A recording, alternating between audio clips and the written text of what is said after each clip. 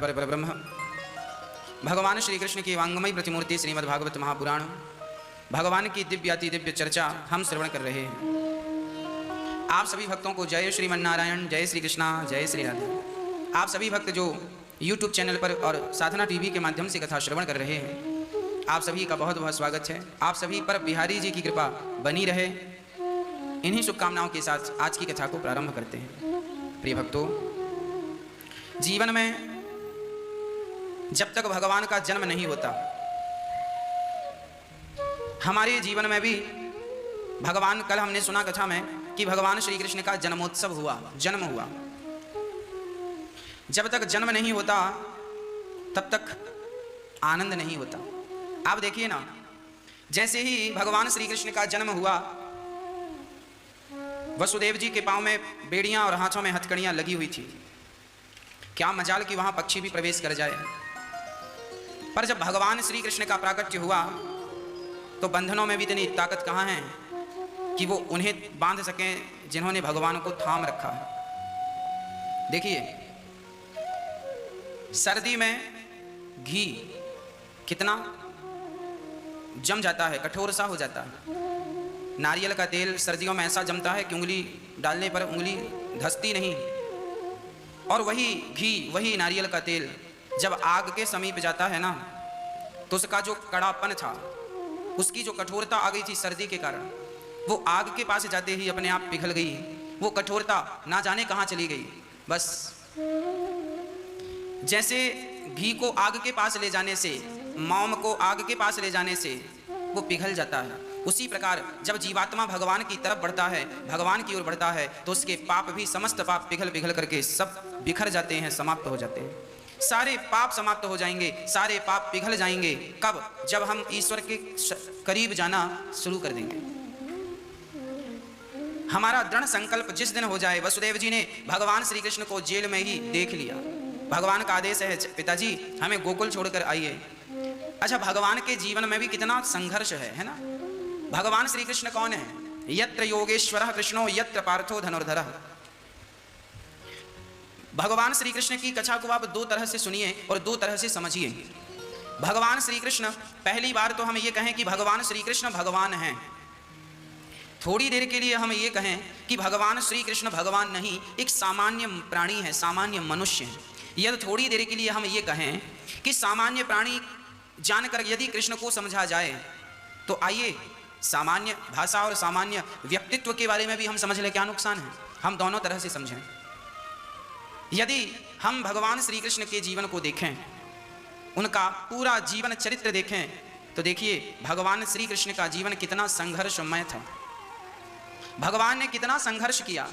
अब बताओ, जिस बच्चे का जन्म जेल में हुआ हो, वो बालक कैसा होगा? जेल में ही जिसका जन्म हुआ हो, कितना दुख होता होगा उस बच्चे को सुनकर कि उसका जन्म जेल में हुआ, उसके माँ बाप को कैद किया एक दुष्ट राजा कंस ने। भगवान का जीवन कितना संघर्षमय था। जन्म लिया, एक बढ़िया सा भजन मैंने सुना, 2 लाइन मुझे याद हैं, वो आपको सुनाता हूँ। दुनिया का दुख हरने वाले भगवान को भी दुख आने पड़ा। दुनिया का दुख हरने वाले भगवान को भी दुख आने पड़ा।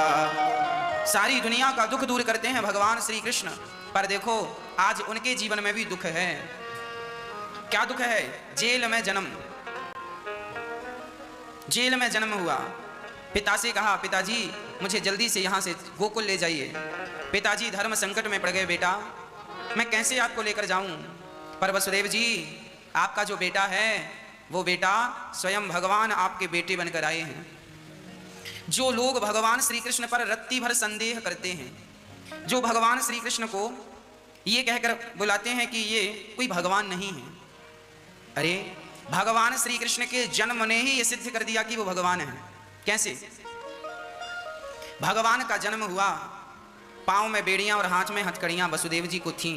श्री कृष्ण को लेकर चले तो अपने आप वो हथकड़ियां, अपने आप वो बेड़ियां खुल गईं। एक सज्जन ने हमसे कहा, महाराज जी, उन्होंने एक बाबा जी का नाम लेकर बताया, बोले फलाने बाबा जी ने पानी से दिया जला दिया। उन्होंने कहा कि हमने चमत्कार सुना तो हम उनके पुजारी बन गए। हमने कहा तुमने किसी एक बाबा के बारे में ये सुन लिया कि उन्होंने पानी से दिया जला दिया तो तुम उनके पीछे पड़ गए। जरा हमारे श्याम सुंदर के चमत्कार सुनो। उनके एक चमत्कार नहीं, हमारे कन्हैया के तो लाखों चमत्कार हैं। पहला चमत्कार ये हुआ कि जन्म लिया जेल में, वसुदेव और देवकी माँ को बेड़ियाँ थीं, हथकड़ियाँ थीं, जन्म लिया अपने आप वसुदेव जी की हथकड़ियाँ, बेड़ियाँ, दरवाजे सब खुले, जितनी बाधा और जितना बंधन था सारा का सारा बंधन मुक्त हो गए श्री वसुदेव जी। जब हम ईश्वर को धारण कर लेते हैं, जब ईश्वर के बताए मार्ग पर चलते हैं तो संसार का हर बंधन हमें छोड़ दिया करता है, हम बंधन से मुक्त हो जाया करते हैं। कब? जब हम ईश्वर के बताए रास्ते पर चलते हैं। भगवान श्री कृष्ण ने ही कहा वसुदेव जी से कि हमें गोकुल छोड़कर आओ। रास्ता किसने बताया? भगवान ने। और जो व्यक्ति भगवान के बनाए रास्ते पर चलता है वो सदा सुखी रहता है। वो व्यक्ति आज बड़े दुखी हैं जो अपने रास्तों पर चल रहे हैं। अपने रास्ते पर चलोगे, स्वयं के बनाए रास्तों पर चलोगे, डूबोगे। ईश्वर ने बनाया है, ईश्वर ने दो रास्ते बनाए हैं। एक रास्ता है सत्य का, एक रास्ता है असत्य का। सत्य का रास्ता और असत्य का रास्ता, दो रास्ते बनाए हैं। अब आपको निर्णय लेना है कि आपको किस रास्ते पर चलना है। एक अच्छाई का रास्ता बनाया है, एक बुराई का रास्ता बनाया है। आपको निर्णय लेना है आपको किस रास्ते पर चलना है। एक गिलास में शराब भरी है, एक गिलास में दूध भरा है। आपको निर्णय करना है कि आपको क्या पीना है, क्या स्वीकार करना है, दूध पीना है या शराब। दोनों पीने के लिए बनी है। समझदार व्यक्ति दूध पीकर शराब छोड़ देता है और ना समझ व्यक्ति शराब पीकर दूध छोड़ देता है। आपके पास दो विकल्प हैं, दो रास्ते हैं। कौन सा रास्ता स्वीकार करना है वो आपकी स्वतंत्रता है। और ये निर्णय कौन लेगा और कैसे लेगा? बोले जब आप भगवान से जुड़ेंगे तो आपके अंदर ये निर्णय लेने की क्षमता उत्पन्न होगी कि आपको कौन सा मार्ग अपनाना है, कौन सा मार्ग नहीं अपनाना। हाँ, आपको कौन सा मार्ग अपनाना है, कौन सा नहीं, ये निर्णय आपको लेना है। इसलिए जब भगवान श्री कृष्ण को लेकर चले, पांव की बेड़ियां, हथकड़े, सारा बंधन, यशोदा ने कन्या को जन्म दिया, वो माया है, योग माया। कृष्ण को रखकर, श्री कृष्ण को रखकर जब लेकर वसुदेव जी योग माया उस कन्या को लेकर चले तो पुनः बंधन में बंध गए। देखिए बात क्या है, बात यह है कि जब हम भगवान को लेकर चलते हैं, भगवान मतलब अच्छे विचार, सत्य का मार्ग ही ईश्वर है, अच्छे विचार ही ईश्वर है। जब अच्छे विचारों को, अच्छे संस्कारों को हम लेकर आगे बढ़ते हैं तो अपने आप हमारे जीवन में आनंद, सुख, संपदा, धन, धान्य अपने आप बढ़ता ही चला जाता है। जब हम सत्य के मार्ग पर चलते हैं, भगवान श्री कृष्ण को अपना सर्वस्व मानकर चलते हैं तो धन धान्य सब कुछ अपने आप बढ़ता ही जाता, बढ़ता ही जाता। और जब हम रास्ता भटक जाते हैं, भगवान को उतार कर, भगवान को छोड़कर माया के पीछे भागते हैं, माया माया, तो क्या होता है? हम पुनः बंधनों में, दुखों में, जंजाल में, कुचक्र में उलझ जाते हैं। वसुदेव जी कन्या को लेकर आए, बंधन में बंध गए। कंस ने पत्थर पर पटकना चाहा, वो हाथ से छूटकर आकाश में चली गई और यहाँ सारे ब्रज में उत्सव चालू हो गया। अभी भगवान छोटे से थे, सारे ब्रज में उत्सव चल रहा है। तभी भगवान की आयु अभी मात्र 6 दिवस की है और भगवान को मारने के लिए पूतना मौसी पधार गई। पूतना लोक बालघिनी राक्षसी रुधिरासना जिघांसया पहरे स्तनं दत्वापसद्गतिम्। पूतना लोक बालघिनी, कंस की एक राक्षसी थी पूतना। ये पूतना कौन है? ये पिछले जन्म की मंथरा है। आनंद रामायण के अनुसार मंथरा त्रेता युग में जो मंथरा थी वही मंथरा द्वापर युग में पूतना बनकर गई। ये मंथरा भगवान आंगन पर लेटे थे, पालने पर टुकुर टुकुर देख रहे थे कि पूतना मौसी अपने स्तनों में जहर लगा कर गई कि बच्चे को कृष्ण को पिलाऊंगी, दूध की जगह जहर पिएगा और कृष्ण मर जाएगा। देखिए, जब हम किसी के साथ बुरा करते हैं, हम किसी के लिए गड्ढा खोदते हैं तो ये भूल जाते हैं कि आज हमने जिनके लिए गड्ढा खोदा है एक ना एक दिन हम भी इसी गड्ढे में गिरेंगे। इसलिए हमारे शास्त्र कभी ये परमिशन नहीं देते, हमारे गुरुजन हमें ये परमिशन नहीं देते कि तुम किसी के साथ बुरा करो। हमें किसी के साथ बुरा नहीं करना चाहिए। बुरा करने की परमिशन हमारे शास्त्र नहीं, पर पूतना बुरा करने चली, दूध पिलाने। अच्छा, पूतना बिल्कुल राक्षसी थी, कुरूपवान थी, पर जब भगवान श्री कृष्ण के समीप आई तो भगवान श्री कृष्ण के समीप बड़ी सुंदर बन ठन करके सज धज करके पूतना मौसी आई। इतना सुंदर श्रृंगार कर लिया पूतना ने कि मानो साक्षात लक्ष्मी लग रही है। इतनी सुंदर पूतना मौसी लगने लग गई, इतनी सुंदर, बहुत सुंदर लग रही हैं पूतना मौसी। लोग होते हैं ऊपर से बहुत सुंदर लगते हैं, भीतर से सुंदर नहीं होते। पूतना मौसी जब बाहर से सुंदर बनकर के बन ठन सज धज कर गई और कृष्ण को मारने गई तो भगवान श्री कृष्ण ने देखते ही, पूतना को देखते ही अपने दोनों नेत्रों को बंद कर लिया, नेत्रों को मूंद लिया। भगवान श्री कृष्ण ने अपने दोनों नेत्र बंद कर लिए। जब नेत्र बंद किए तो किसी ने भगवान से कहा, प्रभु आपने पूतना को देखकर अपने नेत्र क्यों बंद कर लिए? भगवान ने कहा, देखते नहीं हो, इसका तन बड़ा सुंदर है पर मन में कपट भरा है। भगवान कहते हैं जिसका तन सुंदर होता है और मन में कपट भरा होता है वो मुझे मारने आई है बड़ी सुंदर बनकर। जिसके भीतर कपट भरा होता है भगवान कहते हैं वो मेरे सामने आकर खड़ा भी हो जाए तो मैं उसे देखना पसंद नहीं करता, क्योंकि मुझे तो निर्मल मन वाला व्यक्ति चाहिए। जिसके अंदर निर्मलता है, सहजता है, सरलता है, वो तो भगवान को प्राप्त कर लेता है, और जिसके अंदर सहजता नहीं है वो भगवान को कई जन्म में भी प्राप्त नहीं कर पाता। सरलता हो, सहजता हो तो भगवान मिलने में देर कहाँ लगती है। वृंदावन की एक घटना मुझे स्मरण आ गई। एक बार वृंदावन में एक गुरुजी बड़ी सुंदर कथा सुना रहे थे। यमुना उस पार से दो स्त्रियां वृंदावन में सब्जी बेचने आया करती थी। दोनों का नाम था, एक का नाम था मंगला, एक का नाम था सुमंगला। मंगला और सुमंगला दोनों सब्जी की टोकरी सिर पे रखकर आती और रोज वृंदावन में सब्जी भाजी बेचती और यमुना के तट पर जाती, घर से अचार और रोटी लेकर आती, यमुना के तट पर पेड़ की छांव में बैठकर अचार रोटी खाती, यमुना जी का जल पीती और बड़े आनंद के साथ नाव में बैठ करके जो भी उसका भाड़ा किराया था नाव का देकर और अपने घर चली जाया करती थी वृंदावन के पास यमुना के उस पार की। पर कभी उन्होंने भगवान श्री कृष्ण का नाम सुना ना था, भक्ति क्या होती है कभी जानी ना थी, केवल अपना गुजारा करती थी, पेट भरना जानती थी, बड़ी सहज थी।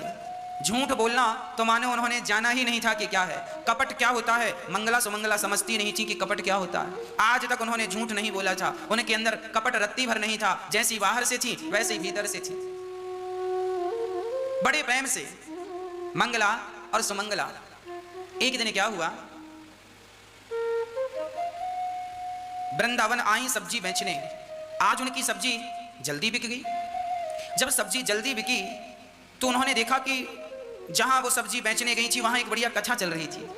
मंगला ने कहा, सुनो सुमंगला, सब्जी तो जल्दी बिक गई है, घर जाकर भी क्या करेंगे, ये गुरुजी कथा सुना रहे हैं, चलो कथा सुन लेते हैं। तो सुमंगला ने कहा, बहन मंगला ये कथा क्या होती है? मंगला बोली, बहन सो तो मुझे भी नहीं पता कि कथा क्या होती है, पर चलो सब लोग कहते हैं कि कथा हो रही है, सो चलो हम सुन लेंगे क्या होती है, हम भी जान लेंगे कथा क्या होती है। तो मंगला और सुमंगला दोनों अपने सब्जी की टोकरी द्वार पर किनारे रखकर दोनों कथा में गईं और सबसे पीछे जाकर के पांडाल में बैठ गईं और दोनों बड़ी श्रद्धा से कथा सुनने लगी। कथा में गुरुजी सुना रहे थे। गुरुजी कह रहे थे कि जिसने भगवान से प्रेम नहीं किया उनका जीवन बेकार है। गुरुजी कथा में कह रहे थे जिनका प्रेम कृष्ण के चरणों में नहीं हुआ उनका जीवन बेकार है। अरे भगवान को नहीं देखा तो फिर क्या देखा, भगवान को नहीं पाया तो फिर क्या पाया। गुरुजी बड़े प्यार से भगवान की चर्चा सुना रहे थे। भगवान को प्राप्त कर लेना ही जीव मात्र की, मनुष्य मात्र की सार्थकता है। गुरुजी कथा में कह रहे थे, आप सबको पता है इस धरती में आपका जन्म क्यों हुआ है? अरे भगवान को पाने आए हो, भगवान को खोजने आए हो, पर यहाँ आप केवल अपना पेट भरने में लगे हो, पैसा इकट्ठा करने में लगे हो, भूल गए कि आने का उद्देश्य क्या था। जब गुरुजी ने इस तरह से कथा में समझाया और सुनाया तो मंगला और सुमंगला दोनों बड़ी प्रभावित हुई। मंगला ने कहा, बहन सुमंगला देखो गुरुजी ने क्या कहा। गुरुजी ने कहा है कि भगवान कृष्ण के चरणों में प्रेम नहीं हुआ तो जीवन बेकार है। तो सुमंगला ने कहा, बहन मंगला तो क्या हमारा जीवन बेकार हो जाएगा, क्या हमारी जिंदगानी बेकार चली गई? मंगला ने कहा, लगता तो ऐसा ही है। दोनों अब कथा चल रही थी पर मंगला सुमंगला को नदी पार जाना था, यमुना पार जाना था, तो वो कथा से उठ करके चली गई। पर दोनों आपस में यही चर्चा करती गई, बहन तू बता कभी तूने कृष्ण को देखा है, भगवान को देखा है? मंगला बोली, बहन मैं तो तेरे साथ रहती हूँ, भला मैं कहाँ देखती हूँ भगवान को। तो सुमंगला बोली, बहन मंगला फिर ये बताओ कि यदि हम भगवान को देखना चाहें, गुरु जी ने कहा है भगवान को नहीं देखा, भगवान से प्रेम नहीं किया तो जीवन बेकार है। तो सुमंगला ने कहा ये बताओ फिर भगवान मिलेंगे कहाँ, कहाँ मिलेंगे? तो मंगला ने कहा मुझे लगता है कि भगवान साधु संतों के पास जरूर होंगे, जरूर मिलेंगे साधु संतों के पास। अच्छा ठीक है। यमुना के तट पर बैठकर वो अचार और रोटी खा रही थी और बस यही चर्चा कर रही थी कि हम तो तुच्छ प्राणी हैं, अभागी हैं, हमें कहाँ भगवान मिलेंगे। उन्होंने कहा साधुओं को भगवान मिलते होंगे। तभी यमुना के किनारे के साधु जी आ गए। साधु जी आए, उन्होंने अपना कमंडल, अपना झोला यमुना के तट पर रखा और वो चले गए जंगलों में फ्रेश होने के लिए,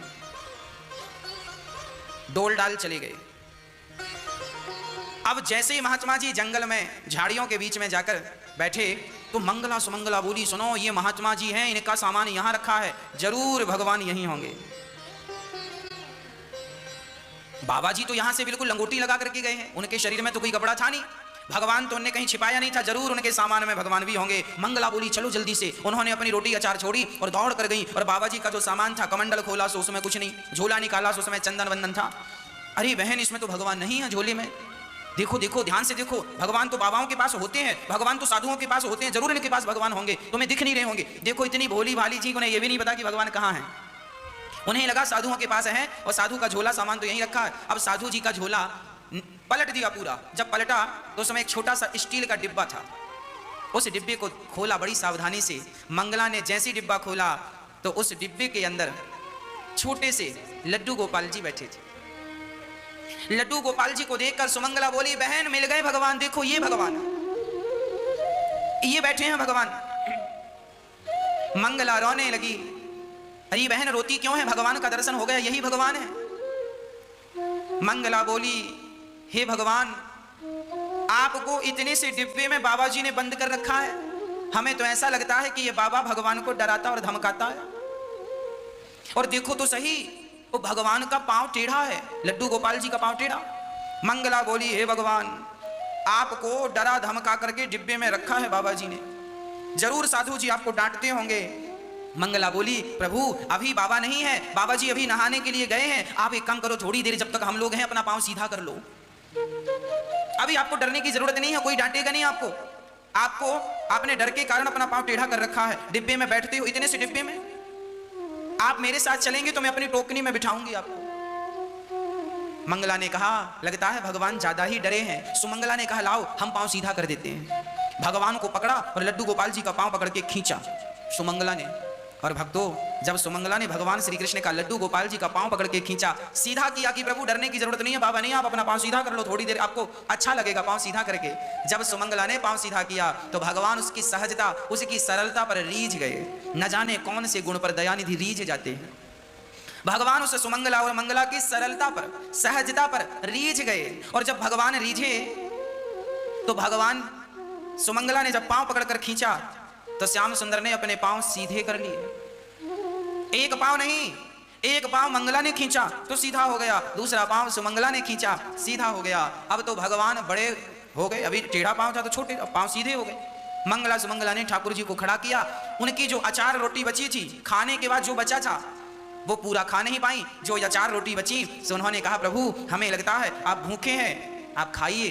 तो भगवान उनके प्रेम में रीझ कर उनकी बासी रोटी अचार है ना, भगवान खाने लगे। गोपाल जी का मुंह खुला और वो भगवान को खिलाने लगी। भगवान उनकी तरफ देखकर मुस्कुराते जा रहे हैं, मुस्कुराते जा रहे हैं और मंगला सुमंगला खिलाती जा रही है। तब तक बाबा जी जंगलों से, झाड़ियों से निकलकर आ गए।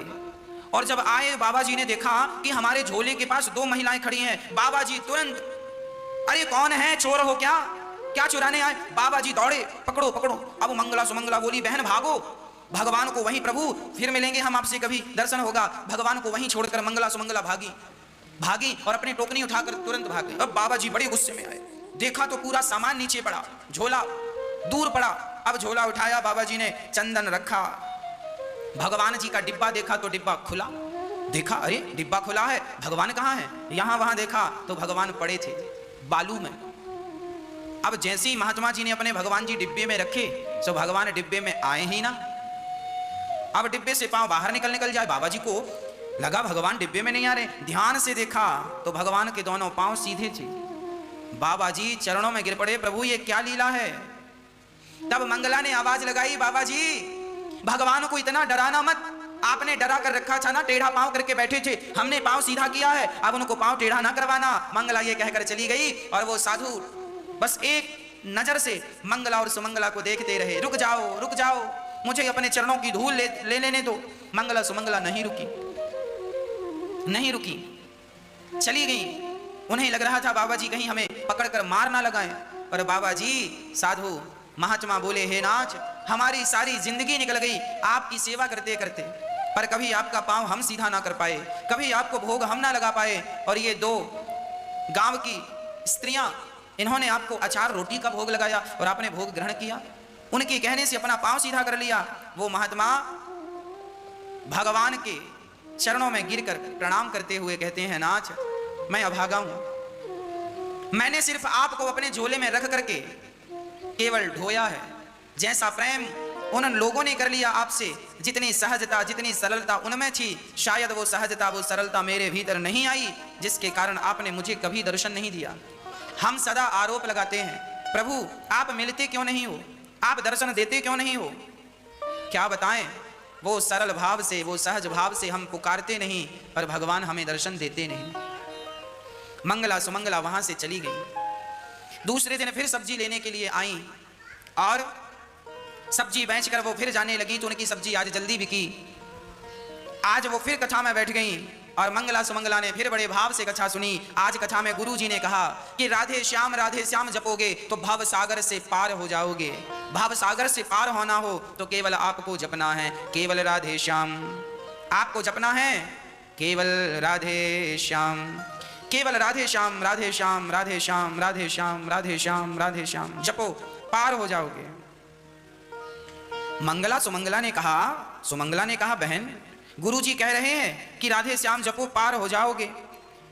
तो मंगला ने कहा, हम लोग रोज उस पार से यमुना से इस पार उस पार रोज आते जाते हैं, हमारे 25 पैसे तो रोज खर्च हो जाते हैं। हम भी अब राधे श्याम जपेंगे और हम भी बिना पैसे दिए पार लग जाया करेंगे। आज वो जब कथा सुनकर गई तो वो दोनों मंगला सुमंगला आंख बंद करके गुरु के वचनों पर विश्वास करके दोनों केवल यही कह रही हैं, राधे श्याम, राधे श्याम, राधे श्याम, राधे श्याम। जब राधे श्याम उन्होंने कहा, सचमुच वो यमुना को चल करके उन्होंने पार कर लिया। अब तो दोनों नाचने लगी कि हमारे तो 25 पैसे आने के और 25-50 पैसे रोज के बचने लगे। खूब नाचने लगी। अब वो आए तो राधे श्याम, उनके राधे श्याम में पूर्ण विश्वास था कि मेरे कृष्ण मुझे डूबने नहीं देंगे। ये विश्वास यदि जम जाए कि मेरा परमात्मा मुझे डूबने नहीं देगा, तो बस मंगला सुमंगला को डूबने नहीं, यमुना में भी वो चलकर पार हो गई, पानी में डूबी नहीं। एक दिन मंगला ने कहा, बहन सुमंगला, गुरुजी की कृपा से हमने बहुत पैसे बचाए हैं, अब गुरुजी को घर बुलाकर गुरुजी का भोग लगाते हैं। मंगला बोली, तो मैं तैयारी करती हूँ, तुम जाओ गुरुजी को लेकर आना। मंगला गई, वृंदावन आई, गुरुजी को पकड़ा, गुरुजी से कहा, गुरुजी हमारी कुटिया पे चरण रखो, हम आपको भोजन करा के कुछ दान दक्षिणा देना चाहते हैं। गुरुजी को लगा अच्छी दान दक्षिणा मिल जाएगी, सो गुरुजी बोले ठीक है चलो। अब वो मंगला आज अकेली आई थी, सुमंगला काम पे लगी थी तैयारी पे। गुरुजी चले, सुबह का वक्त था। अब गुरुजी यमुना के तट पर पहुंचे तो गुरुजी ने देखा कि वहां कोई नाव तो थी नहीं। तो गुरुजी ने मंगला से कहा, बेटी तुम हमें बिना नाव के उस पार कैसे लेकर जाओगी? मंगला ने कहा, गुरुजी आपने ही तो हमें सबसे बड़ी नौका प्रदान की है। कौन सी नौका?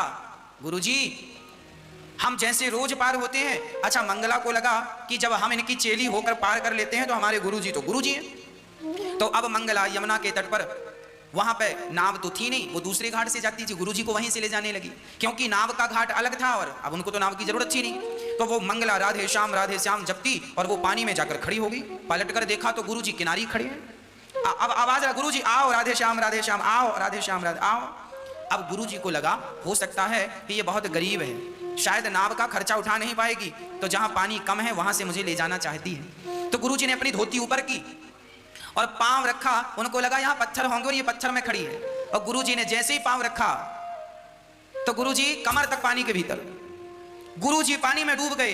अब जैसे ही आवाज आई तो उसने पलट कर देखा, और पलट कर देखा तो गुरुजी पानी में कमर तक डूबे हुए। अब वो दौड़ कर आई, पानी में चल रही है, राधे श्याम अच्छा वो भी नाम जपना नहीं छोड़ रही है, क्योंकि नाम के बल पर ही तो खड़ी है, नाम जपना छोड़े तो वो भी डूब जाए। अब वो नाम नहीं छोड़ रही है, वो जप रही है राधे श्याम, और आई गुरुजी के पास। अब गुरुजी आश्चर्य, हे भगवान ये तो पानी में चल रही है। गुरुजी समझे कि ये कोई चुड़ैलन है, क्योंकि पानी में कोई इंसान कैसे चलेगा। अब उसने गुरुजी का हाथ पकड़ लिया, मंगला ने हाथ पकड़ा और वो हाथ पकड़ के ले जाने लगी। और जब ले जाने लगी गुरुजी समझ गए यहाँ कोई पत्थर वत्थर नहीं है, बड़ी गहरी यमुना है। अब वो समझ गए ये पानी में चल रही है। अब गुरुजी थर थर कांपने लगे, छोड़ दो, अरे बेटी छोड़, हमने क्या बिगाड़ा है तेरा, तू हमें कहां मारने ले जा रही है। अब गुरुजी ने प्यार से समझाया, वो बस यही कहे राधे श्याम। जब मृत्यु हुई तो उसके कोई रिश्तेदार नहीं आए, यहां तक कि यह स्थिति उत्पन्न हो गई कि उस लाश को कांधा देने वाला भी नहीं मिला। सब डर रहे थे, इनको छुएंगे हमें भी कोरोना हो जाएगा। बात भी सही है, ऐसे व्यक्ति को छूना भी नहीं चाहिए, पर देखो बीमारी के माध्यम से ही ये बात समझ आ रही है कि आज इस प्रकार की स्थिति है कि कोई मर जाए तो उसे उठाने के लिए भी लोग जल्दी से तैयार नहीं हो रहे। इसलिए कहता हूँ बीमारी अपनी जगह है, परंतु आप भगवान को किसी भी हाल में ना विसारिए। सच्ची बात यही है, संसार के लोग ना आपके कभी थे ना कभी हैं। संसार के लोग सिर्फ फॉर्मेलिटी करते हैं। संसार के लोग केवल इसलिए आपके साथ खड़े नजर आते हैं क्योंकि उन्हें इस बात का डर होता है कि खड़े नहीं रहेंगे तो जमाना क्या कहेगा। सच्ची बात यह है कि आप जमाने से ना जुड़कर एक कृष्ण से जुड़ जाइएगा। कहते हैं हाथी के पांव में सबके पांव आ जाते हैं, पेड़ की जड़ में पानी डाल देने से समूचे वृक्ष का सिंचन हो जाता है। उसी प्रकार एक कृष्ण के चरण पकड़ लेने से, एक कृष्ण का सहारा, एक कृष्ण को अपना सब कुछ बना लेने से, एक कृष्ण से रिश्ता बना लेने से सबके रिश्ते ठीक हो जाते हैं, बन जाते हैं।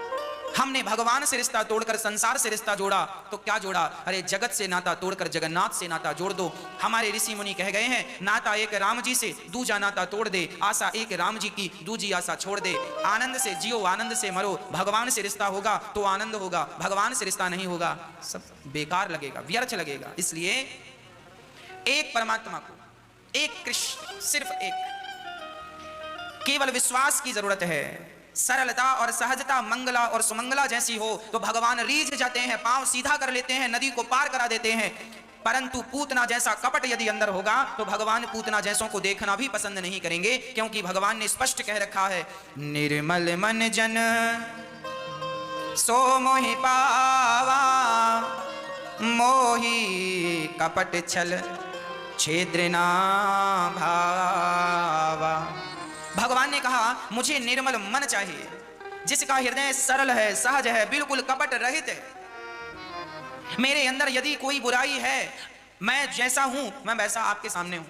यदि मेरे अंदर कोई बुराई है तो मैं कह देता हूं कि मेरे अंदर ये बुराई है। मैं कामी हूं सो मुझे कहने में बुराई नहीं है, मुझे कहने में कोई लज्जा नहीं है कि मैं कामी हूं। कह देता हूं अपने श्याम सुंदर से, प्रभु मेरे अंदर भी वासनाएं दुर्वासनाएं बहुत हैं और ये बहुत परेशान करती हैं। हे श्याम सुंदर, इन बुराइयों को, काम जैसी बुराई, वासना जैसी बुराई को मैंने बहुत कोशिश की कि इसे समाप्त कर दूं, पर ये मेरे वश की नहीं है। जब तक आपकी कृपा ना हो इन्हें जीता नहीं जा सकता। मेरे भीतर लोभ कूट कूट के भरा बहुत बड़ा लोभी हूं, इन बुराइयों को मैं अपने बल से दूर नहीं कर सकता। हे गोविंद, आपकी कृपा के बल पर दूर हो सकती हैं। मेरे अंदर लोभ भी है, मेरे अंदर गलतियां हैं, मैं कामी हूं, लोभी हूं, मैं अहंकारी भी हूं, मुझे अहंकार भी आता है। हे नाथ, मैं अहंकार को अपने वश में नहीं कर सका, पर मुझे विश्वास है कि आपकी कृपा हुई और आप चाहेंगे तो ये अहंकार मुझे परेशान बिल्कुल नहीं करेगा। ये हमारी इंद्रियां, हमारे विषय हमें बहुत परेशान करते हैं। हे नाथ, मैं तो हार गया हूं इन सब से और हार कर आपके चरणों में आकर पड़ा हूं। बस आपकी कृपा हो तो इन बुराइयों में आप थोड़ा सा ब्रेक लगाएं। नहीं, मुझसे तो ब्रेक लगता नहीं। कपट क्या है? कपट यही है, मैं कामी हूं पर मैं ये स्वीकार ही नहीं करता कि मैं कामी हूं। सारे लोग ब्रह्मचारी बने रहते हैं, सारे लोग बिल्कुल साफ सुथरे बने रहते हैं बाहर से कि हम बहुत अच्छे हैं, पर भीतर से वही गंदगी भरी पड़ी है।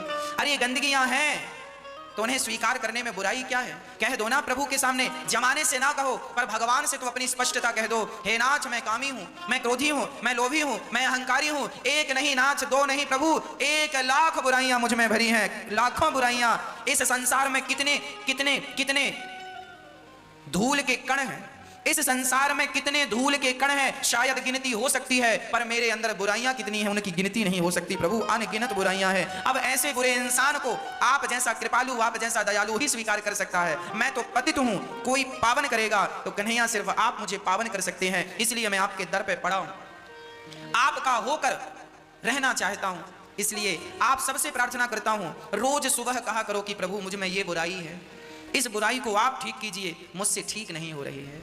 कपट क्या है? हमारे में बुराई है पर हम उसे स्वीकार नहीं करते, इसी का नाम कपट है। और भगवान ऐसे लोगों को देखना भी पसंद नहीं करते। आप हनुमान जी जब भगवान श्री राम से मिलने गए तो हनुमान जी ब्राह्मण का रूप बनाकर गए, हनुमान जी पंडित जी बनकर गए, और हनुमान जी समझ गए ये मेरे मर्यादा पुरुषोत्तम भगवान श्री राम है।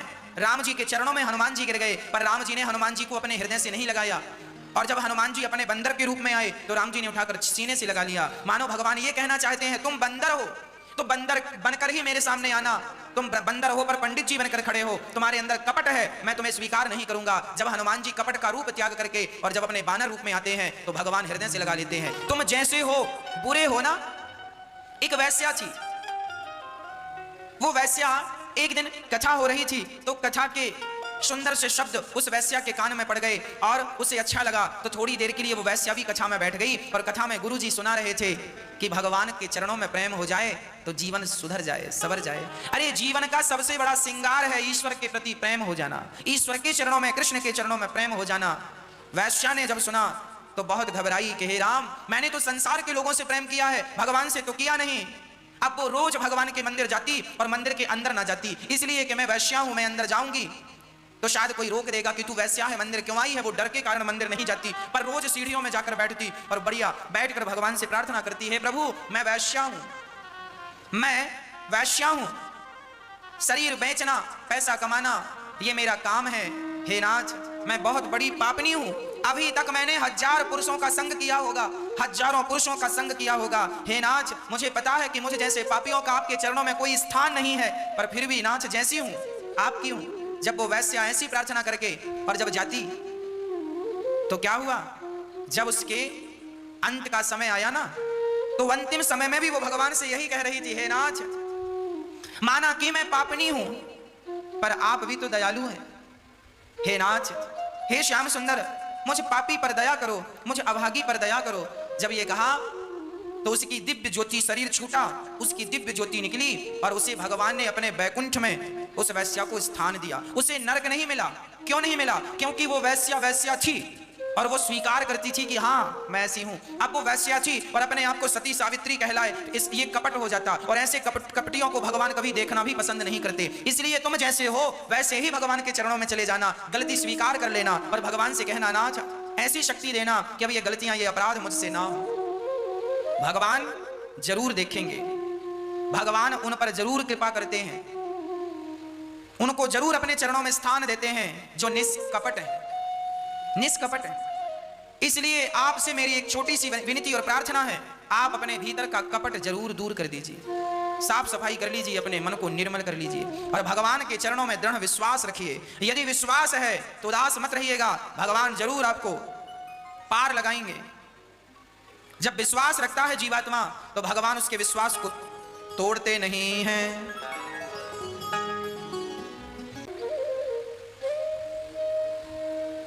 एक मोची था, जूता सिलने का काम मोची भाई करते थे।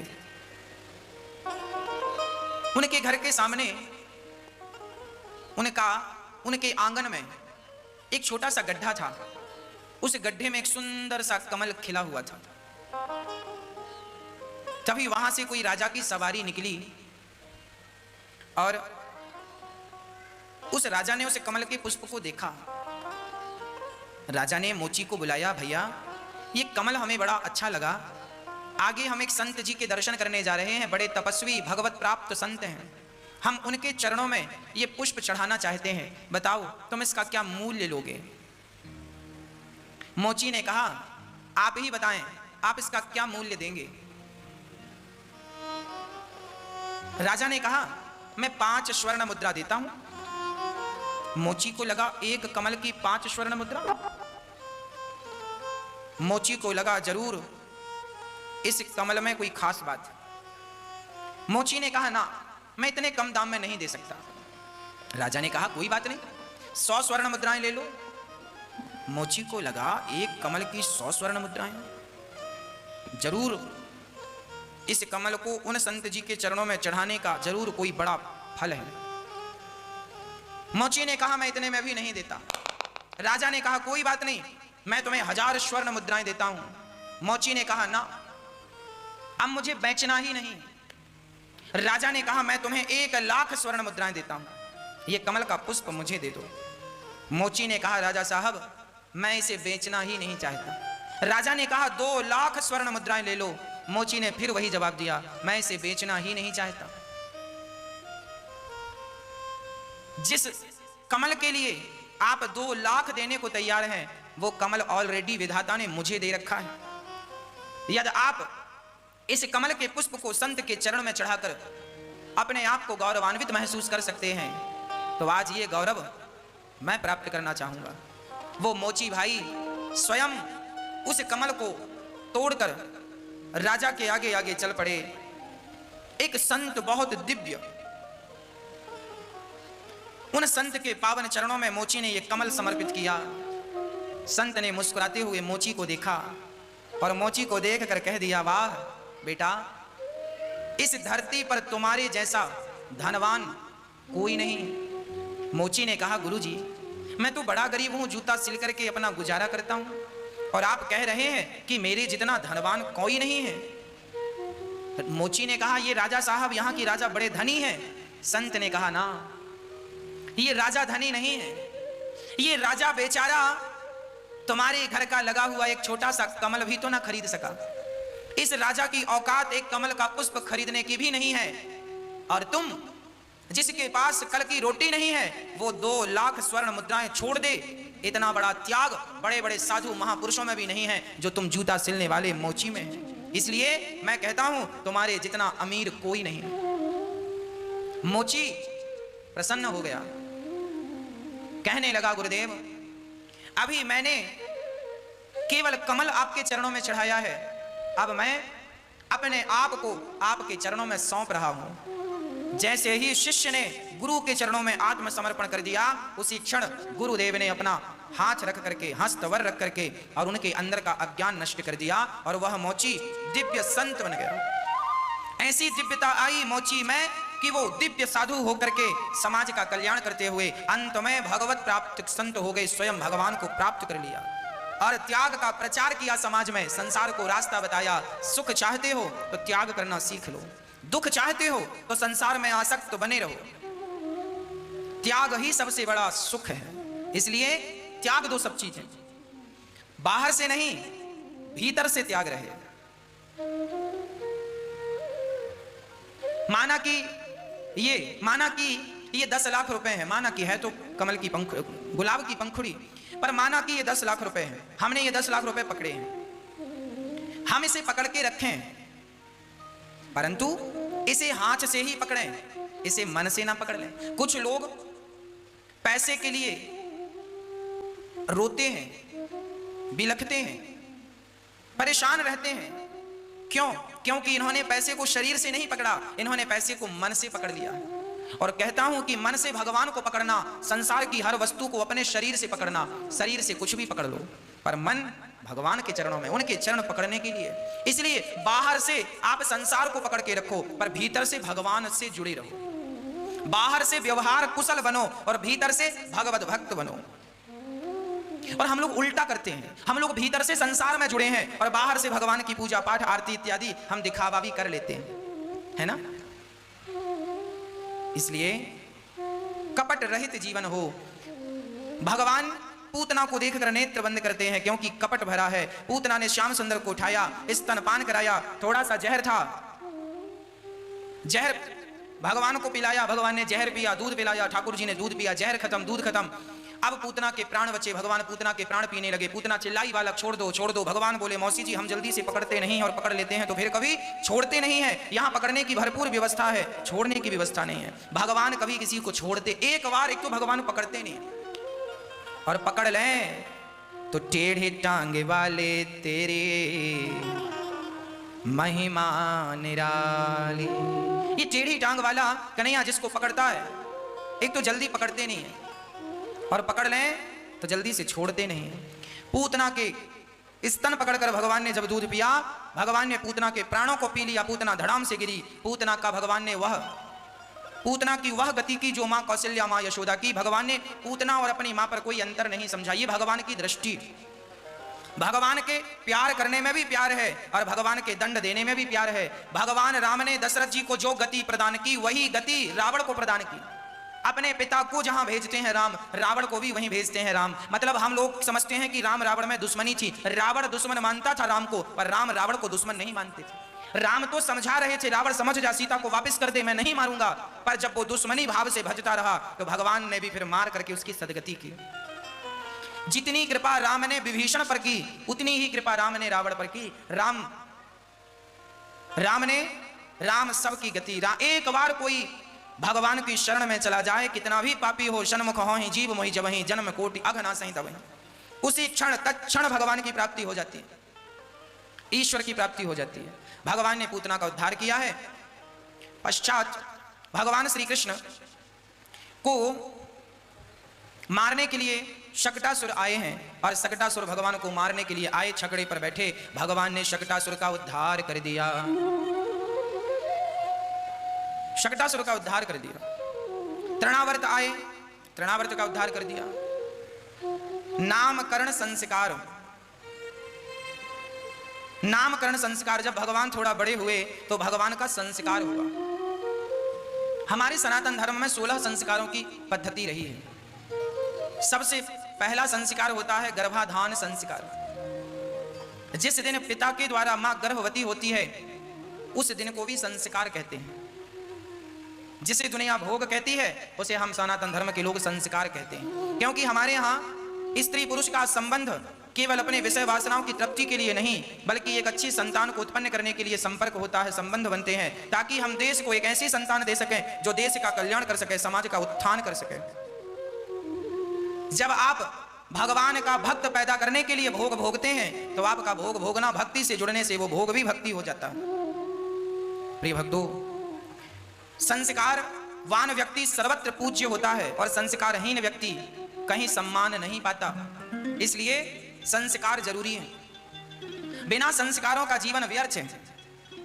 आप भी अपने बच्चों को संस्कार दीजिएगा। सवेरे जल्दी उठने के संस्कार दीजिएगा, सुबह जल्दी स्नान करने के संस्कार दीजिएगा, लघु शंका जाए तो हाथ मुंह धुलने के संस्कार दीजिएगा। आपके बच्चे जब शौच क्रिया, आप सभी से मेरी प्रार्थना है, ये सभी के लिए ज्ञान है, शास्त्रों का उचित ज्ञान।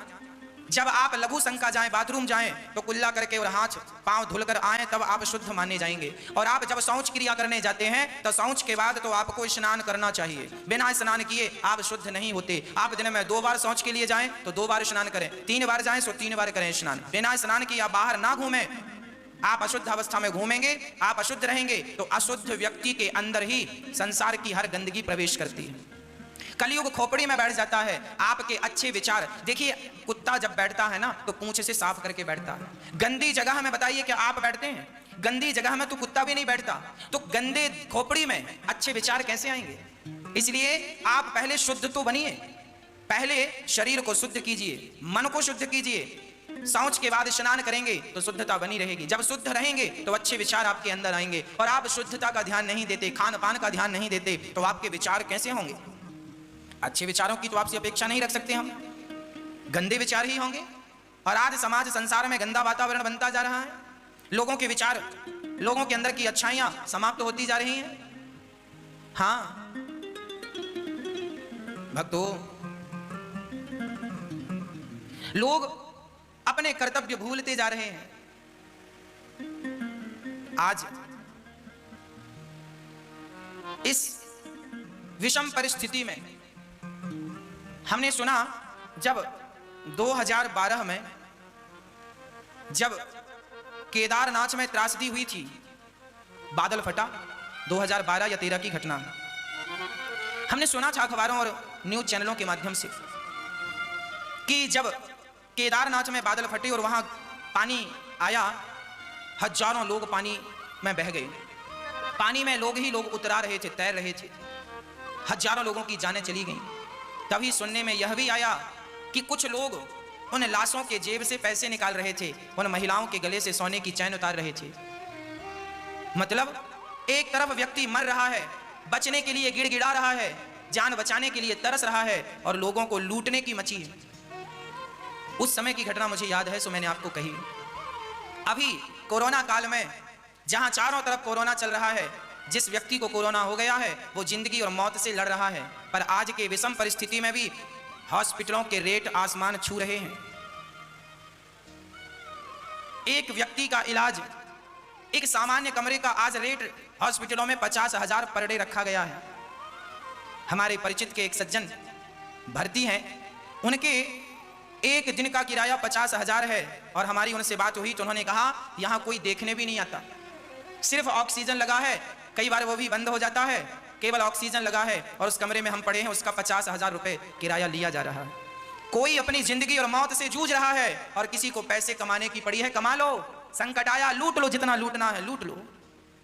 इंसानियत समाप्त हो गई, ना कोई किसी की जिंदगी की तरफ देखता है, ना कोई किसी की गरीबी देख रहा है, ना कोई किसी के आंसू देख रहा है, बस लोगों को अवसर मिला है कमाने का, कमा लो। हम तो केवल यही प्रार्थना करते हैं कि देखो, किसी भी हाल में हमें अपने संस्कार नहीं भूलने चाहिए। इंसान का धर्म है इंसान के काम आना। जो व्यक्ति, जो इंसान के काम ना आया, अपनों के काम ना आया, वो इंसान किस काम? पैसों का क्या करोगे? बांध कर ले जाओगे? कौन ले गए बांध कर? कि तुम तैयारी कर रहे हो बांध कर ले जाने की? बांध कर आज तक कोई नहीं ले गया, तुम भी नहीं ले जाओगे। पर प्रार्थना है मेरी, इंसानियत का परिचय हम सबको देना चाहिए। इंसानियत का परिचय सदा हम देते रहें। प्यासे को पानी, भूखे को भोजन और बीमार को इलाज। यदि आप डॉक्टर हैं तो आपका धर्म है कि आप मरीज का इलाज करें। हमारे देश का जवान देश की रक्षा करता करता वो चाहे तो मैदान छोड़कर भागकर अपनी जान बचा सकता है, पर नहीं, वो मानता है इस बात को कि मेरे सीने में गोली लग गई तो मैं देश के लिए शहीद हो जाऊंगा, वीर गति को प्राप्त कर लूंगा, किसी से मेरी सदगति हो जाएगी। और वो मैदान छोड़कर भाग करके चाहता तो अपनी जान बचा सकता था, पर नहीं, वो खड़ा रहा और सीने में गोलियां खाता रहा, भागा नहीं। उसी तरह जैसे देश के जवान डटकर मरीजों की रक्षा, जैसे देश का जवान देश की रक्षा करता है, उसी प्रकार डॉक्टरों को चाहिए कि इस विषम परिस्थिति में हमारे देश के हर व्यक्ति की रक्षा करें, उनके प्राणों की रक्षा करें। प्राण तो हम सभी के एक न एक दिन जाने हैं, पर किसी की रक्षा के लिए प्राण चले जाएं तो वो प्राण जाना भी सफल है। यही है वीर गति। ऐसे लोगों को भगवान अपने धाम में स्थान देते हैं। वो लोग बिना पुण्य के, बिना दान के, बिना यज्ञ जप तप के मुक्त हो जाते हैं, जो ऐसी सोच रखते हैं कि इनके प्राण की रक्षा।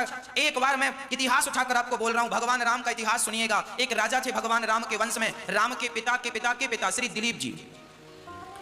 दिलीप, ये जो दिलीप थे ना, ये दिलीप जो थे, इनके कोई संतान नहीं थी। ये रघुवंश का इतिहास बोल रहा हूं। राजा दिलीप के कोई संतान नहीं थी। गुरु जी से कहा, वशिष्ठ जी से, गुरु जी मैं क्या करूं? तब दिलीप जी से गुरु वशिष्ठ ने कहा, जाओ तुम गौ की सेवा करो, यदि गाय की सेवा करोगे तो तुम्हें संतान होगी। ठीक है गुरु जी। एक गाय गुरु जी ने दे दी, जाओ ये गाय है। अब दिलीप स्वयं उस गाय को चराने ले जाते और गाय को नहलाते, गाय के चरण दबाते, गाय की सेवा करते राजा दिलीप। एक दिन जंगल में ये गाय चराने गए और राजा दिलीप एक पेड़ की छांव में बैठ गए और गाय चरती चरती जंगल में जरा अंदर चली गई कि वहां एक शेर आ गया और शेर गाय पर झपट्टा मारा और गाय को उसने पकड़ लिया। गाय चिल्लाई, राजा दिलीप दौड़े और दौड़ करके खड़े हो गए, शेर गाय को छोड़ दो। शेर ने गाय को छोड़ दिया। शेर ने कहा, राजन ये मेरा शिकार है, मैं भूखा हूं, मैं इसे खाऊंगा जरूर। दिलीप ने कहा, ना, जंगल में और पशु हैं, आप उनको क्यों नहीं खा लेते? ये हमारी गाय है, हम इसकी रक्षा करते हैं। शेर ने कहा, आज मुझे कोई शिकार मिला नहीं, मैं भूख से मर रहा हूं, मैं इस गाय को खाऊंगा। शेर ने फिर उसकी गर्दन पकड़ ली। दिलीप ने कहा, शेर मैं तुम्हें मार डालूंगा। शेर ने कहा, वाह, हमारा अपराध, आप राजा हो, ये बताओ हमारा अपराध क्या, हमें क्यों मारोगे आप? हम शेर हैं और भूखे को भोजन मिल जाए तो क्या उसे आप मार दोगे? दिलीप ने कहा, अब धर्म संकट है, अब क्या करें? शेर ने कहा हम गाय को छोड़ सकते हैं यदि हमें कोई और किसी का मांस मिल जाए तो। अब उस जंगल में और कोई नहीं था। तब दिलीप, वो गैया दिलीप की तरफ बड़ी प्रेम की दृष्टि से देख रही थी, मानो वो गाय कह रही थी कि मेरे प्राणों की रक्षा करो। तब दिलीप ने कहा ठीक है, क्या मुझे खा लेने से तुम्हारा पेट भर जाएगा? शेर ने कहा हाँ, मैं तुम्हें खा लूंगा तो भी मेरा काम चल जाएगा, मैं गाय को छोड़ दूंगा। तो दिलीप ने कहा ठीक है, तुम गाय को छोड़ दो और मेरा मांस खा लो। एक राजा, समझिएगा, एक सम्राट राजा जिसके वश में सारी पृथ्वी थी, उसने कहा एक गाय की रक्षा करने के लिए उन्होंने अपनी बाजी लगा दी कि नहीं? ये इतिहास के पन्नों में, हमारे ग्रंथों में ये कथा दर्ज है। क्या किया? राजा दिलीप ने कहा आप मेरा मांस खा लीजिए। शेर आया और राजा की गर्दन पकड़ के, जो सामान्य व्यवहार शेर करता है, वो गर्दन पकड़ के मरोड़ने लगा।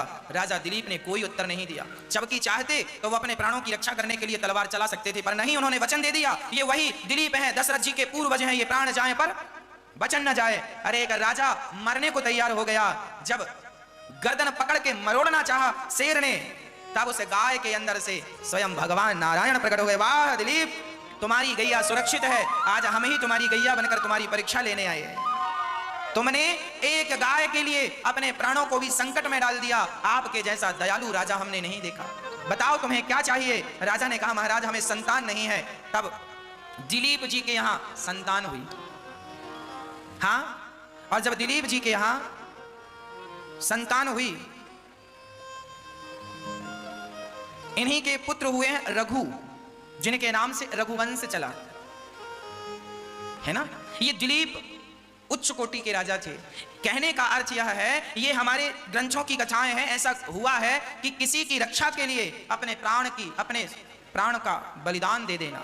बस भक्तों, हम आज ये कोरोना जैसी विषम परिस्थिति में हम एक दूसरों का सहयोग करना ना भूलें, हम इंसानियत का परिचय देना ना भूलें, सब प्रकार से सबकी हम मदद करें और भगवान से प्रार्थना करें, हे प्रभु जल्दी से ये बुरा वक्त, कोरोना जैसी महामारी जल्दी से समाप्त हो जाए और फिर सबके जीवन में खुशहाली हो, आनंद हो, सुख हो। भगवान निष्कपट भाव से अपनी लीला कर रहे हैं और संस्कार की चर्चा हमने आपसे की थी। सो संस्कार कभी मत भुलाइएगा। बच्चों को ऐसा संस्कार दीजिएगा कि बेटा तुम बड़े से बड़े पद में जाना, देश के लिए बड़ा सा बड़ा काम करना, पर कभी किसी के साथ गलत ना करना, भ्रष्टाचार ना करना, पापाचार ना करना, दुर्व्यवहार ना करना, किसी से ऐसा शब्द ना कह देना कि उसे बुरा लग जाए। जानते हो, आज मैं एक बात पर चिंतन कर रहा था सुबह सुबह। आज मेरे दिमाग में एक बात आई और मैं सोचा कि मैं आपसे वो बात शेयर करूंगा, आपसे जरूर कहूंगा। आज मेरे अंदर एक बात आई, मैंने सोचा कि आज मैं आप लोगों को एक नई बात बताऊंगा। मुझे पता है कि ये जो बात मैं आपसे बताने जा रहा हूं, ये जो मैं आपको कहने जा रहा हूं, ये बात, इसकी कीमत क्या होगी? कम से कम 18 से 20 करोड़ रुपए की एक बात है ना। 18 से 20 करोड़ रुपए की, आज मैं 20 करोड़ रुपए की एक बात आपको कहने जा रहा हूं। इसकी कीमत, आज तक मैंने इतनी महंगी बात आपसे नहीं की, आज पहली बार मैं 20 करोड़ की बात आपसे कहता हूं। बात ऐसी है, ये बात आपकी समझ में आ जाए और आप इसे फॉलो कर लें तो समझ लेना कि आपके पास 20 करोड़ प्रॉपर्टी है, 20 करोड़ की संपदा है। वो बात यह है कि हम आज और आज से लेकर हमेशा, हम जब भी किसी से बात करें तो हम यही सोचकर बात करें कि हमारी इनसे आखिरी बातचीत हो रही है। जब हम ये सोचकर आपसे बात करेंगे कि हमारी आपसे आखिरी बातचीत हो रही है, तो हम आपसे गलत बात नहीं करेंगे। हमें पता चल जाए कि हमारी आपसे ये आखिरी बातचीत है, तो हम आपसे क्या गलत बात करेंगे? क्या आप हमसे गलत बात करोगे? जब भी आप अपनों से बात किया करें, जब भी आप किसी से बात किया करें, तो माइंड में ये बात सेट कर लें कि ये हमारी और आपकी आखिरी वार्ता है। इसलिए इस बात में ऐसी बात कर लो, ऐसी आत्मीयता से बात कर लो, ऐसे प्यार से बात कर लो कि उस व्यक्ति के जाने के बाद ये ना कहना हो हमने ये क्यों कह दिया था और ये क्यों ना कह सके। किसी पता नहीं इस समय कौन आज है और कौन कल नहीं रहेगा, इसकी कोई गारंटी नहीं है। इसलिए आप ऐसी बात किया करो और ये बात हमेशा के लिए याद रखना। आज से आप अपना व्यवहार बदल दीजिए, प्रत्येक व्यक्ति से ऐसी बात करो कि ये आपके जीवन की आखिरी बात है। बहुत प्यार से मिलो, बहुत प्यार से बात करो। ऐसा कोई शब्द ना कह देना कि उसके हृदय को घात पहुंचा दे, कष्ट दे दे। शब्द संभाल के बोलिए, शब्द के हाथ ना पाओ। एक शब्द औषधि करे और एक शब्द करे घाव। अरे भैया, जब दुकान खुलती है तभी पता चलता है कि दुकान हीरे की है या कोयले की। जब आपकी जिह्वा खुलती है, जब मुंह खुलता है, तो ही पता चलता है कि आप कितने संस्कारी हैं। इसलिए आप अपने अच्छे संस्कारों का परिचय अपनी वाणी से दीजिए, सबका दिल प्रसन्न कीजिए, किसी का दिल ना दुखाइए। कोई हमें गालियां भी दे रहा है तो हमें ये समझ के चुप हो जाना है कि हमारी और इसकी ये आखिरी मुलाकात है। यदि इसकी प्रसन्नता गाली देने में है तो चलो हमें गाली देकर आप अपना हृदय प्रसन्न कर लो। हमें पता है कि हमारी और आपकी आखिरी मुलाकात है, इसलिए गाली देना चाहते हो ना, तो गाली दे दो। इसलिए कहता हूं, प्यार से रहो, मिलजुल के रहो, किसी से नफरत ना हो, किसी से घृणा ना हो। आज के बाद आप किसी से बात करेंगे, अपने दोस्त से, अपनी पत्नी से, अपने पति से, अपने परिवार से, अपने किसी भी सदस्य से आप बात करेंगे, बहुत मीठी बात करेंगे, बहुत प्यार से बात करेंगे, अच्छे शब्दों का प्रयोग करेंगे, ये सोचकर बात करेंगे कि बस ये आखिरी बात। ये याद रखना है, भगवान करे आप सबकी आयु लंबी हो, पर ये बात दिमाग में सेट कर लोगे कि ये आखिरी बात है, तो आप चाह कर भी गलत शब्द नहीं बोलोगे। गलत शब्दों का प्रयोग तब होता है, गलत बातें तब होती हैं जब आप ये सब चीजें भूल जाते हैं। इसलिए इन बातों को याद रखिएगा। माइनर बातें, छोटी छोटी बातें हैं, जिंदगी बदल देती हैं, स्वभाव बदल देती हैं, व्यवहार बदल देती हैं। दो बातों को भूल, ये बात गोस्वामी तुलसीदास जी ने भी वर्षों पहले लिख दिया है। दो बातों को भूल मत, जो चाहे कल्याण, नारायण एक मौत को, दूजे श्री भगवान। मौत को याद रखो और भगवान को याद रखो। पता नहीं मौत कब आ जाए, इसलिए सबके साथ अच्छा व्यवहार करो, और भगवान का चिंतन इसलिए करो, पता नहीं मौत कब आ जाए। कर पाए ना कर पाए, इसलिए हर श्वास में भगवान का चिंतन हो, हर बात अच्छी हो, बुरी बात ना हो। भक्तों, ये संस्कार है। आप अपने बच्चों को बोलने के संस्कार दीजिए, सुबह जल्दी उठने के संस्कार दीजिए, माँ बाप के चरण दबाने के संस्कार दीजिए, माँ बाप के चरणों को धुलने के संस्कार दीजिए। माँ बाप, आजकल के बच्चे अपने माँ की सेवा नहीं करते, आजकल के बच्चे अपने माँ के चरण दबाने में शर्माते हैं। माँ, आपसे प्रार्थना करता हूं, जब आप अपने माता पिता के पांव दबाओगे तो बच्चे देखेंगे कि मेरे पिताजी मेरे दादाजी के पांव दबा रहे हैं, तो उनके अंदर भी पांव दबाने के संस्कार पैदा होंगे, उत्पन्न होंगे। आज के बच्चे माँ बाप के पांव दबाना तो भूल ही गए। 100 में से 95% बच्चे माँ बाप के पांव नहीं दबाते, सिर्फ 5% बच्चे आज माँ बाप के पांव दबाते हैं। उन 5% में आप हैं, क्योंकि आप दबाते हैं तो ठीक है, नहीं दबाते तो माँ और पिता के पांव जरूर दबाया करो। माँ के चरणों की सेवा से ईश्वर प्रसन्न होते हैं। हाँ, जैसे आपके बच्चे की कोई तारीफ करे, जैसे आपके बच्चे को कोई प्यार करे, अरे बच्चे को कोई प्यार करता है ना तो माँ बाप बड़े प्रसन्न होते हैं, मेरे बच्चे को प्यार कर रहे हैं। जैसे कोई बच्चे को प्यार करे तो उसके माँ बाप सहज में प्रसन्न होते हैं। उसी प्रकार जब कोई जीव मात्र की सेवा करता है तो भगवान सहज में प्रसन्न हो जाते हैं। भगवान प्रसन्न होते हैं कब? जब आप जीव मात्र की सेवा करते हैं, तब सबकी, माता की, पिता की, दीन दुखियों की, जरूरतमंदों की सेवा करते हैं तो भगवान गदगद हो जाते हैं, प्रसन्न हो जाते हैं। प्रिय भक्तों, बच्चों को सेवा करने के संस्कार जरूर दीजिएगा। माँ के पांव दबाएं, पिता के चरण दबाएं, अच्छे से बोला करें, अच्छे से बोला करें, जरा आदर के साथ बोला करें, ऐसे संस्कार जरूर देना चाहिए। यहाँ गौरी गोपाल वृद्धाश्रम में जो माताएं रहती हैं, ये दास अनिरुद्ध स्वयं अपने हाथ से सभी माताओं के चरण दबाता है। मुझे पता है, मैं जानता हूं कि माँ के चरणों में ईश्वर का वास है। जब मैं किसी माँ के चरण दबाता हूं तो वो चरण माँ के नहीं होते, उन चरणों में भगवान होते हैं, वो चरण स्वयं भगवान के होते हैं, क्योंकि भगवान का वास चरणों में होता है। इसलिए चरण छूने की परंपरा है, भगवान ही चरणों में वास करते हैं, इसलिए चरण दबाया करो माँ के। इनका आशीर्वाद भगवान के आशीर्वाद से कम नहीं है, इनकी मुस्कान ईश्वर की मुस्कान से कम नहीं है। हाँ, इनका ये प्यार क्या ईश्वर के प्यार से कम है? यही जीवन की दौलत है, यही हम सबके जीवन का धन है। इसलिए इन सभी माँओं की सेवा हम सभी बड़ी श्रद्धा से करें। आप भी गौरी गोपाल वृद्धाश्रम में जो माताएं रहती हैं, इन माँओं की सेवा में आप भी अपना हाथ बढ़ा सकते हैं, आप भी इन माँओं की सेवा में जुड़ सकते हैं, आप भी इन माँओं का सहयोग कर सकते हैं। हाँ, आप भी इन माँओं की सेवा जरूर कीजिए, क्योंकि ये आप सबकी, हम सबकी माँ है। ये वही माँ है जिनके अपनों ने दुत्कार दिया है, ठुकरा दिया है, मजबूर हैं ये माँ। इसलिए ये दास अनिरुद्ध इन माँओं की सेवा करना चाहता है। मुझे पता है कि ईश्वर इन्हीं की प्रसन्नता में, ईश्वर ने आपको भी सामर्थ्यता दी है। चलो, आप शरीर से सेवा नहीं कर सकते तो आप सहयोग तो कर सकते हैं। इन माओं के भोजन की व्यवस्था तो कर सकते हैं। इन माओं के लिए गौरी गोपाल वृद्धाश्रम पूरा पैक हो गया है, और फिर भी माताएं अधिक थीं तो एक किराए से आश्रम लेकर माताओं को वहां रखा गया है। हाँ, उन माताओं को वहां रखा गया है। एक गौरी गोपाल वृद्धाश्रम दूसरा बनाने की जरूरत केवल इसलिए आन पड़ी है क्योंकि जब मां अपने बच्चों का प्यार नहीं पाती, बच्चे दुदकारते हैं, तो मां कहां जाए। उन माओं को केवल ये अनिरुद्ध बेटा नजर आता है। वो दास के पास आती हैं और हम उन सभी माओं की सेवा करने के लिए तत्पर हैं। उन माओं के रहने के लिए आश्रम इसलिए ताकि वो माताएं आनंद के साथ रह सकें, किसी भी मां को किसी भी प्रकार की कोई तकलीफ ना हो, कोई कष्ट ना हो। इसलिए एक गौरी गोपाल वृद्धाश्रम दूसरा भी बनाने की जरूरत आन पड़ी है, और ये आप सबके सहयोग के बिना संभव नहीं है। इसलिए यदि ईश्वर ने सामर्थ्यता दी है तो जरूर सामर्थ्यता के अनुसार आप सभी सेवा के लिए हाथ बढ़ाइए, जरूर बढ़ाइए सेवा के लिए। किसी एक माँ का भोजन बन सकते हैं आप, किसी एक माँ के भोजन का सहयोग कर सकते हैं, किसी एक माँ के सिर पे छत का सहयोग में बहुत सारे संत फुटपाथ पर सोते हैं। मैं चाहता हूं कि इन संतों के लिए एक संत निवास बना कर दूं जहां पर ये रहें। भोजन प्रसादी निःशुल्क, तो यहाँ भोजन प्रसादी तो मिल रहा है, पर रहने की व्यवस्था संतों की भी हो जाए तो उनके लिए एक गज 2 गज एक जगह लेनी पड़ेगी, तब तो संत निवास बनेगा। तो आप भूमि दान कर सकते हैं, 1 गज 2 गज भूमि का सहयोग कर सकते हैं, इन संतों का सहयोग कर सकते हैं। यहाँ सुबह भी अन्न क्षेत्र चलता है, और जो रात्रि को यहाँ फुटपाथ पर संत बैठे होते हैं उनको भी रात्रि को भोजन प्रसादी कराया जाता है।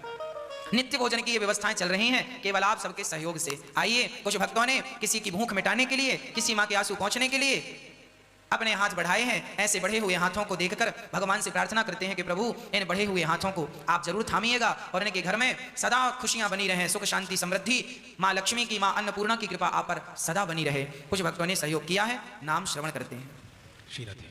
बड़ी ही सुंदर पावन कथा का श्रवण पान आप सभी लोग कर रहे हैं, और इस कोरोना काल में आप लोग ठाकुर जी की कथा का रसपान तो कर ही रहे हैं, सेवाओं के दर्शन तो कर ही रहे हैं, अपने आप को श्री धाम वृंदावन से जोड़ रहे हैं। आप लोग बड़े ही सौभाग्यशाली लोग हैं। किसी ने बड़े ही कमाल की बात कही है, कहते हैं किसने में ही ताकत होती है समर्थ को झुकाने की, वरना सुदामा में कहां ताकत थी भगवान श्री कृष्ण से पैर धुलवाने की। आपका स्नेह, आपका प्यार इन माओं को अपना बना देता है। जब आप इन माओं को अपना बना लेते हैं तो इन माओं के जीवन में खुशियों के रंग आ जाते हैं। इन माओं के दिल से सिर्फ एक ही चीज निकलती है, और वह है दुआ और आशीर्वाद। आइए, यही मौका मिल रहा है आशीर्वाद और दुआ कमाने का, श्री धाम वृंदावन से जुड़ जाने का, और कुछ परोपकार की कमाई कर लेने का। आइए, सहयोग के हाथ आगे बढ़ाते हुए अपने धन का सदुपयोग करते हैं और अपने धन को सार्थक करते हुए पुण्य के भागीदार बनते हैं। आज की श्रृंखला में जहां दानवीर महापुरुषों ने अपने नाम श्री धाम वृंदावन तक पहुंचाए, माओं की सेवा से अपने आप को जोड़ा है, और अन्य क्षेत्र जैसी महाप्रसादी से अन्नदान करते हुए अपने आप को जोड़ा है। आइए, अब उन दानवीर महापुरुष लोगों के नाम सुनते हैं। कहते हैं कि इनके नाम मात्र सुनने से भी पुण्य की प्राप्ति होती है, क्योंकि ये वो लोग हैं जो श्री धाम वृंदावन जैसे महान धाम से जोड़ रहे हैं और अपने आप को पुण्य कमा रहे हैं, पुण्य की इस धारा से जोड़ रहे हैं। आइए, हम भी अगर सामर्थ्यवान हैं तो सहयोग के हाथ आगे बढ़ाते हुए पुण्यशाली लोगों में अपना नाम लिखवाएं और इन दानवीर महापुरुषों की श्रृंखला में जुड़ते हुए पुण्य के भागीदार बन जाएं। बहुत बहुत धन्यवाद उन सभी दानवीर महापुरुषों के लिए जिन्होंने आज की श्रृंखला में अपने सहयोग के हाथ आगे बढ़ाते हुए पुण्य कमाया है, जिनमें श्री भंवरलाल जी सर्राफ, आप रतनगढ़ चूरू राजस्थान से हैं, और आपका उद्देश्य है कि आप 29 सितंबर 2021 से 6 अक्टूबर 2021 तक निरंतर अन्य क्षेत्र की प्रसादी का सेवा कार्य आपके हाथों से चले। यहाँ श्री धाम वृंदावन में जो अन्य क्षेत्र की प्रसादी पूछ रही नदी में चल रही है, वहाँ आपके हाथों से, आपके इस धनराशि के माध्यम से वो अन्य क्षेत्र का कार्य हो सके और जरूरतमंद लोगों को प्रसादी प्राप्त हो सके। आपके लिए बहुत बहुत धन्यवाद। आपका यह है अन्य क्षेत्र दादा दादी स्वर्गीय रामचंद्र जी, पूजा देवी जी, माता पिता स्वर्गीय श्री हनुमान जी, भक्त जी, राधा देवी जी और धर्मपत्नी स्वर्गीय विद्या देवी जी के नाम से करवाया गया है। आपके लिए बहुत बहुत धन्यवाद। ईश्वर की आप पर अपार कृपा बनी रहे और सुख शांति समृद्धशाली आपका परिवार हो। आपके लिए बहुत बहुत धन्यवाद। साथी जी श्रृंखला में सुनील जी सिंगल जी, आप मुंबई से हैं, वृद्धाश्रम निर्माण कार्य के लिए आप 74,000 रुपए के योगदान